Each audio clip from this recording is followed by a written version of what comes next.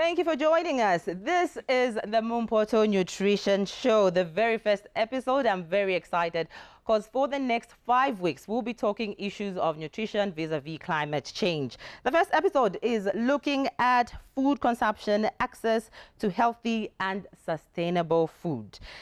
We are going to be exploring Zambia's food paradox. While food production at the national level exceeds domestic requirements, both the availability as well as the access to adequate and nutritious food are a persistent challenge for many households. The European Union and Zambia have shared good relations in agriculture and many other sectors. They are looking now at collaborating on more integrated approach, an approach that supports not only our smallholder farmers and the entire chain of the farm-to-fork system, but also wants to limit the effects of climate change. Through this partnership, they will do also to contribute to the food security as well as nutrition. And this speaks to what we are talking about today. Welcome to the MUMPOTO Nutrition Show. Dear friends, the European Union is happy to bring to you the MUMPOTO Nutrition Debates and Facts. Through 5 episodes, we'll try to understand the biggest challenges and opportunities of Zambia's food system. Together with experts and actors from the ground, we will learn what a nutritious and balanced diet is and how it impacts our health, growth and well-being. We will cover all parts of the European Union Green Deal, moving to fairer, healthier and environmentally friendly food supply and consumption. Through our new programming 2021-2027 for Zambia, we aim to support the government and citizens in creating green partnership for sustainable recovery, growth and decent jobs, as well as in building fair, inclusive and peaceful society.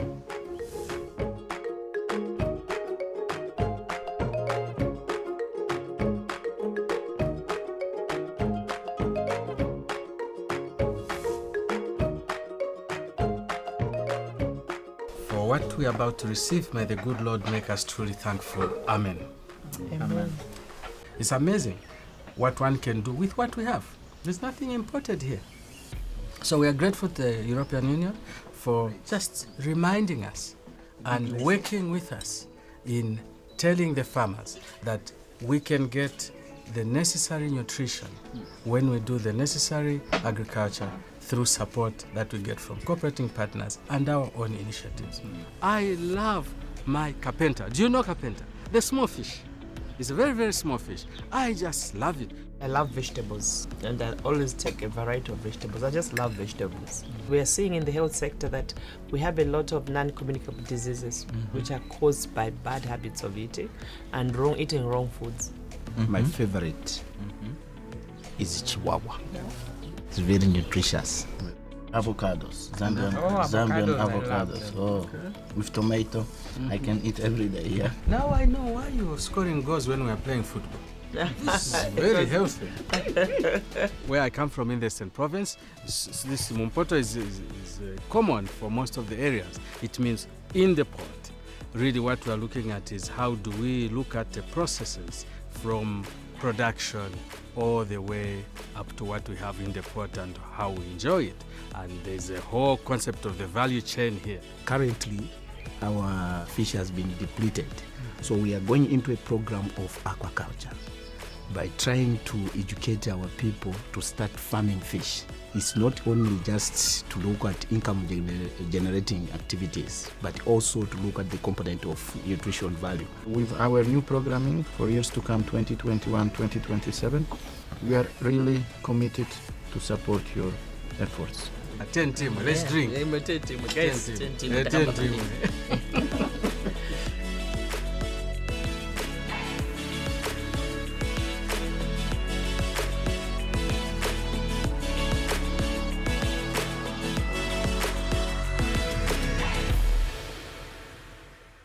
This is the MUMPOTO Nutrition Show. My name is Judy Ngulube. I have guests that are here with us to talk about food consumption, access to healthy and sustainable food.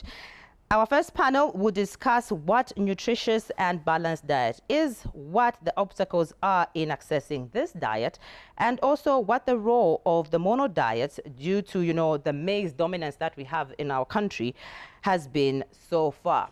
Right next to me, I have Willa Zambezi. She is the principal nutritionist, Cancer Diseases Hospital. How are you? And thank you so much for coming through. Thank you for having us. How are you today? All right, I'm very fine, thank you.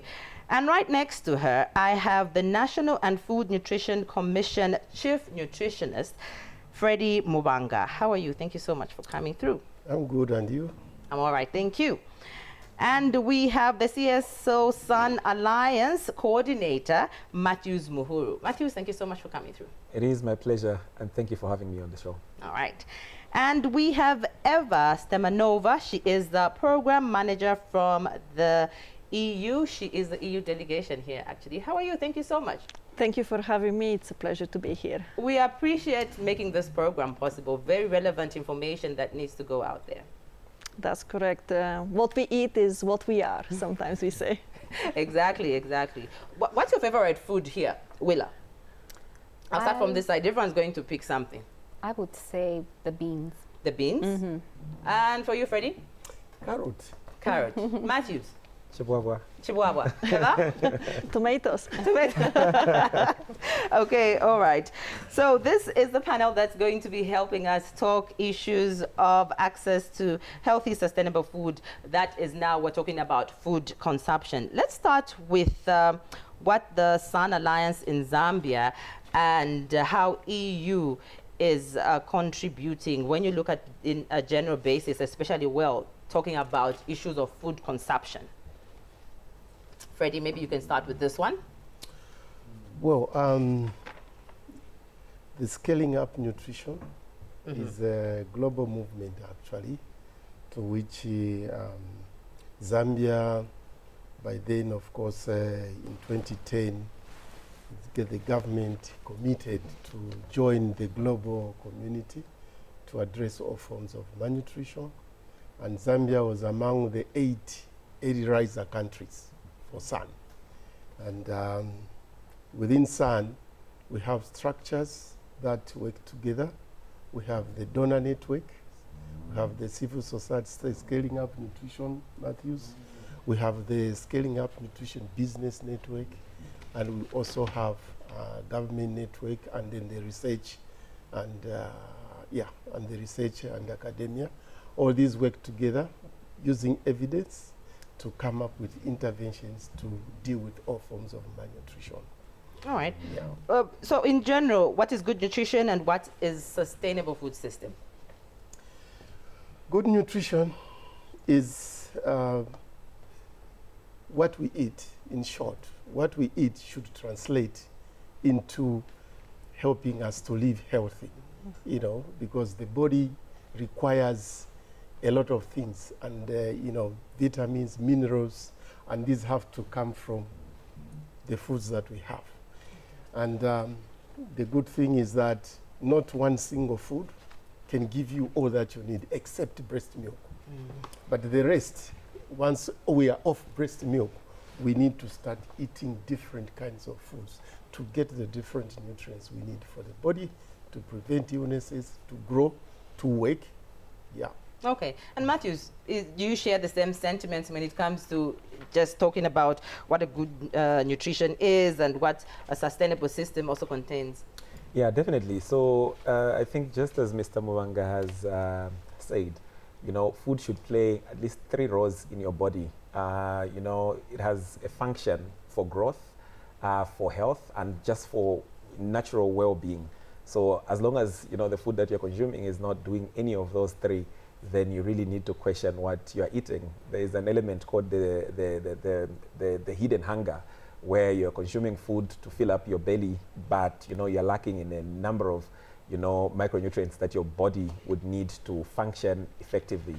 And just talking about a functional food system, our food system needs to respond to our food needs. So if at all there is dominance of a particular food, I think just as he has indicated that there's no particular one food that would provide what your body requires when it comes to nutrition. but you need to really look at, you know, producing food that meets your dietary needs. But also, if you look at food systems, it goes a bit further to also looking at how you're producing that food. Are you also protecting the environment? So a sustainable food system would look at, you know, producing food, but also preserving the environment for future use for the other generations to come, so that they can produce nutritious foods, and yeah, they go on producing that food. All right. Willa, how are Zambians consuming food today?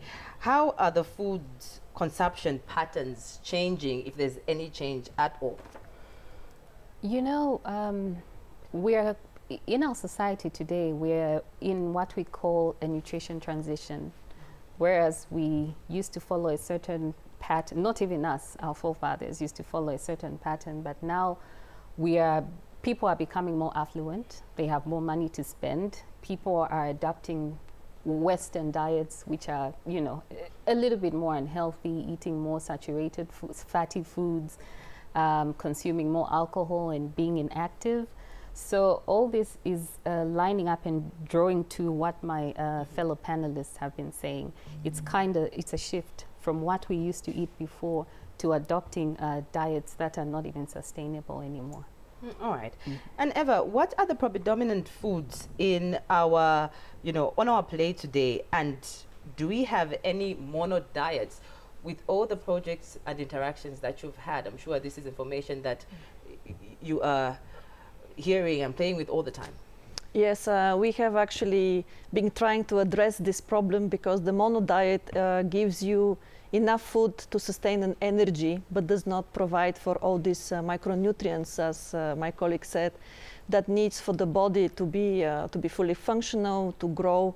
And these are just foods that give us just a bit of energy, but it's not sufficient to maintain us into a good health status, and also provides the hidden hunger. And there is an excessive also use of sodas and sparkling, different Coca-Cola type and Fantas that are filling our bellies, but does not give us any nutrient value whatsoever.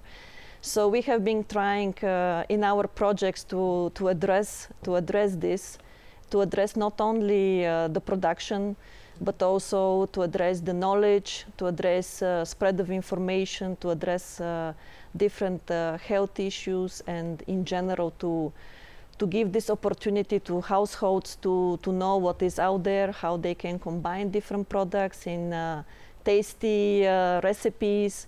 Because as you have seen on the table, we have a lot of products here in Zambia, and it's just a matter how this is presented on the plate. Starting from the small age of children, this is when we educate these tastes, and we develop tastes for different products, and together with the government, with civil society, we have been trying to increase this knowledge among the households. I'm sure here the nutritionists can come in and tell us what type of food is predominant on our plates and issues of the mono diets as well. Well, I think like typically here in Zambia, we know very well that nshima, that is the made of maize meal, is the common one, either breakfast now or brora meal. And of course we have the common radishes just in front of me, like the beans, and of course our greens, the chihuahuas. All these are some of the common foods that we consume. But what we are saying is sometimes, normally you may find that maize may not be available. And people, if you give them rice, they'll say, look, they've given us rice, why not? So if they have not eaten nshima, I would say, well, so we haven't eaten. That I won't survive to the next meal if I don't have nshima. This is the reason why we are saying, can we look at eating also other foods other than relying only on maize? We have a lot of like sorghum, we have millet, and cassava good is there. We can also even eat sweet potatoes with a relish. Okay. Yeah. Freddie has given us examples of, how we can mix this and make sure that the diet is not mono. What if we move away from the mono diets? Tell us, what does the balanced meal look like? I know he touched on it a bit. But from your point of view and with your experience, and which local nutritious food should we focus on, seeing that, you know, it's seasonal? Chwaba comes up this time, then you have more Wondre this time. Yeah. Yeah. No, that's a very good question. So you would actually realize that we have quite a lot of, you know, nutritious foods in Zambia, which, you know, would be locally available. It's just a pity that now, if you look at production patterns, some of these foods are actually being, you know, neglected at the expense of, you know, what would sell. And in this case, you would have probably, you know, maize that would, you know, be bought at large scale by government and other players. So, but it's a lot of food. So I think one thing that everybody should pay attention to is the fact that before you consume your food, you have to understand what your body requires. So we have a very good tool, I can call it a tool, that was produced, you know, with support from FAO and other partners in Zambia, which we call the food-based dietary guidelines, which, you know, is a set of recommendations of, you know, how we're supposed to consume food. So with that particular, you know, document, you know, you're even given measurements of what, you know, amounts of food that you're supposed to consume and what you're supposed to consume less, you know, or even do away with. So that becomes, I think, a very good guide. So a number of local foods have actually been taken, you know, they've been accommodated by that particular document. And we are hoping that, you know, with the launch of this document, you know, it can be popularized so that everybody knows, because we have plenty of food. And if maybe you just look at what our neighbors do, where, you know, their seed-based diets are quite heavy. And for you here in Zambia, you have pumpkins, the pumpkin seeds. It's just now that they're becoming a little bit popular and they're being sold in different shops. But those also, you know, would have so much nutritional value. I like the way she was nodding. I want to hear what she was nodding to. I want to hear what she was nodding to, because, you know, how is your organization going around talking about these nutritious foods and in what we're supposed to be focusing on?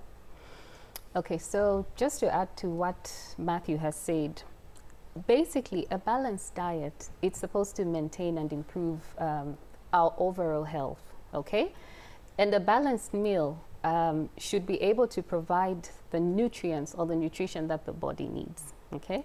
So what a balanced meal is that it's diverse, like the chief nutritionist was saying. A balanced meal should be diverse with every element in the food groups. Okay, and this is what Matthew is talking about, the food-based dietary guidelines, which has all this information. So, you know, there are certain indigenous foods that sometimes we often overlook. For example, bambara nuts. In our local language, we call them intoyo, I believe. I don't know. Yeah, correct. Another name. Intoyo has high-quality protein in it. Okay. I eat it every so often, but not as often as I should, to appreciate the nutritional value in intoyo, you know, but these are forgotten foods. And what we need to realize and appreciate is these foods, they are devoid of fertilizers, you know, so they're in their natural form. Yeah. High quality protein in their natural form, they're good for our overall health, and they contribute to a balanced meal. And talking about intoyo, this leads us to actually our next segment, which talks about the food of the day. The food of the day today is sorghum.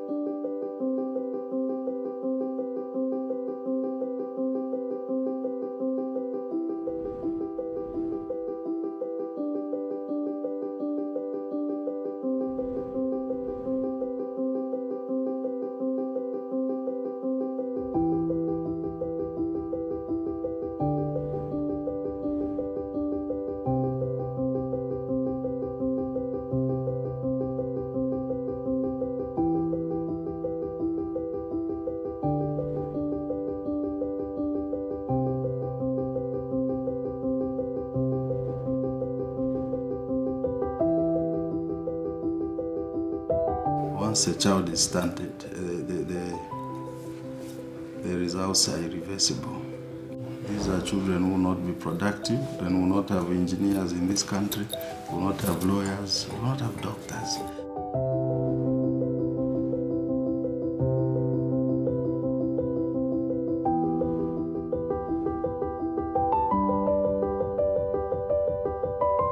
We want to assess the child if he's growing well, and then also we want to assess if the child has no malnutrition.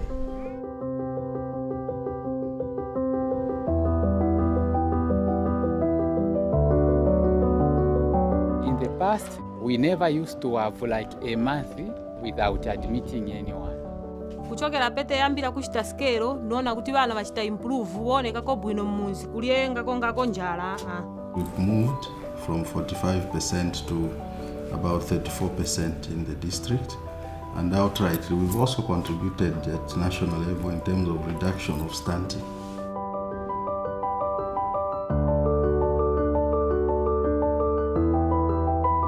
Abakaliewera ba UNICEF na ba European Union kuvuli huku tenzoziva lini makonzedwe ova kulya pa manyumba tenzonkhala nawo vakulya vinyinji but malo monse aziwa makonzedwe tenzoziva lini koma amba paka teta pamozi notiunikira ubwino wa zakulya za magulu atatu taona kuti pali phindu so ivili apa vonse pamaona ivi muli magulu vangati magulu vatatu muli body building muli energy muli vitamin monse mwava mine ivili apa pali vosiyana pali kalembla pali dove uyamona yapa pali kandolo pali mapoteto pali vosiyana. Uyu mwana nufuna kuti akakula kaphunzire bwino akankhale doctor or akankhale president.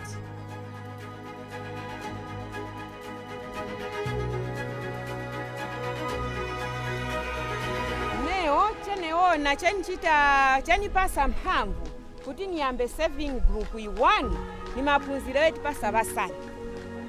Maphunziro etipasa vasani neona kuti tikayamba magulu ama-7 aba ndiye kuti sewo azimayi mwana nenera kale umphawi uchiteti yani uchepekere ndiponso tusevinga kamozi pa mwezi ndalama yoti sevinga nkuchoka pa 20 kwacha kufikira pa 200 kwacha. Zimene joinira ma saving group nimafuna kuthandizika chifukwa nina mimba nimafuna kuthandizika kugula va mwana kugulako vakudya nimafuna vakudya pafupi. So umoyo wa ma-saving set awona bwino chifukwa makulidwe abana basu mkulingana kuti bakulya vakulya voenerera pa nthawi yake makulidwe ana basu mang'anda mu bana bambosintha booneka bwino kusiyana na masiku akuvuli tenze tikali yoyamba ma-saving.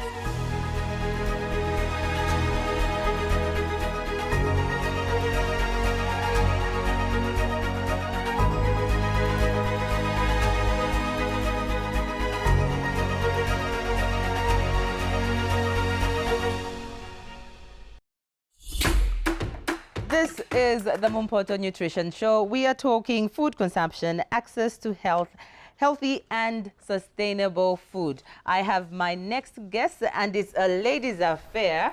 I don't know what they're going to say about a balancing act, but I think we'll speak for everybody. We'll say that.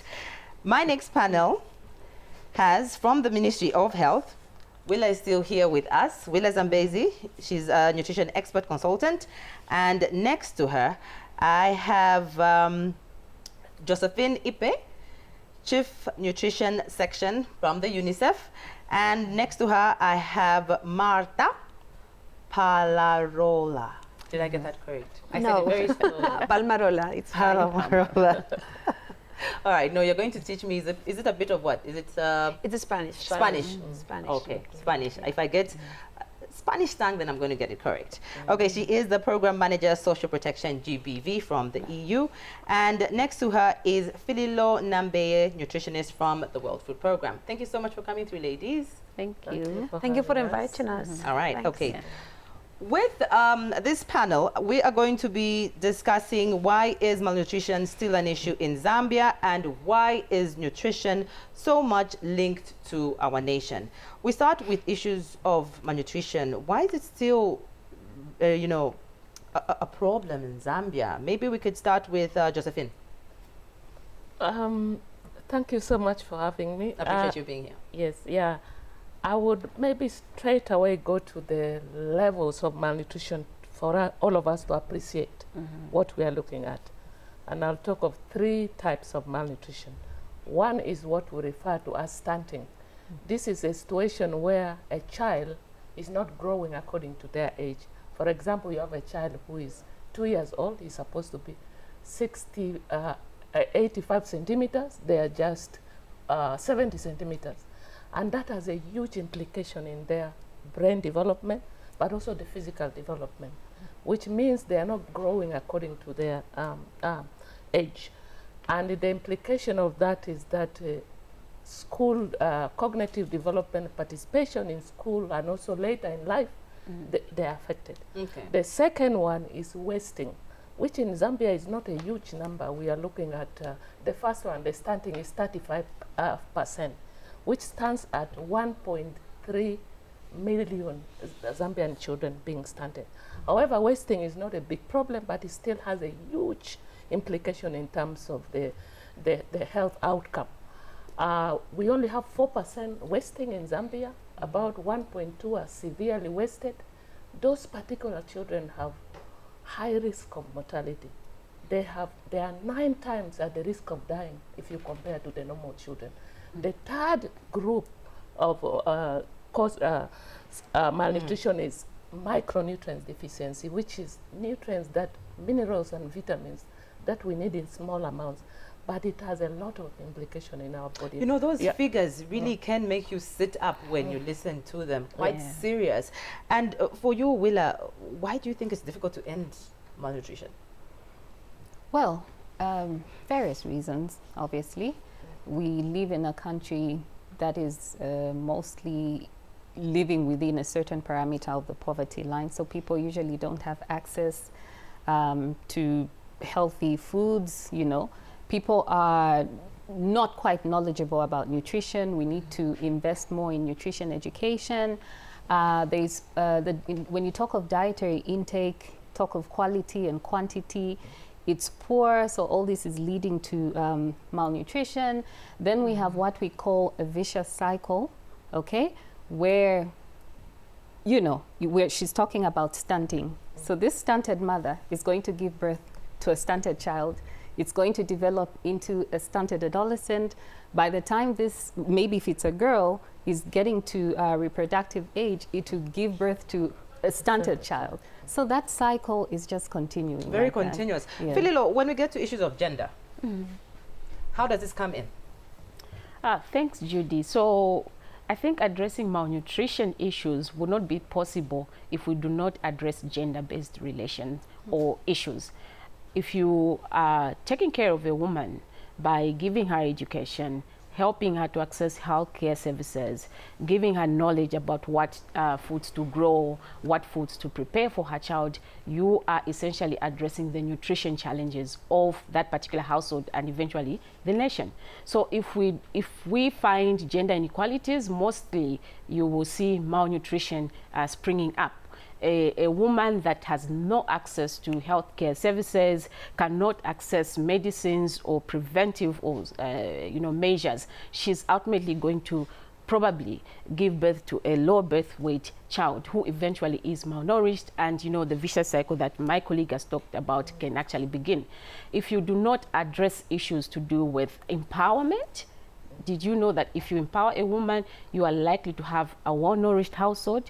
If you do not empower a woman in the sense of her accessing maybe capital, accessing land, accessing knowledge, all that has a big role to play in nutrition. Martha, I know this is the anchor, one of the anchors for many of your projects, issues of, the gender, the dynamics. How do they come into play? Yes, as we've mentioned, I mean, working or fighting malnutrition is very complex because you cannot just, it's not just a matter of health. There are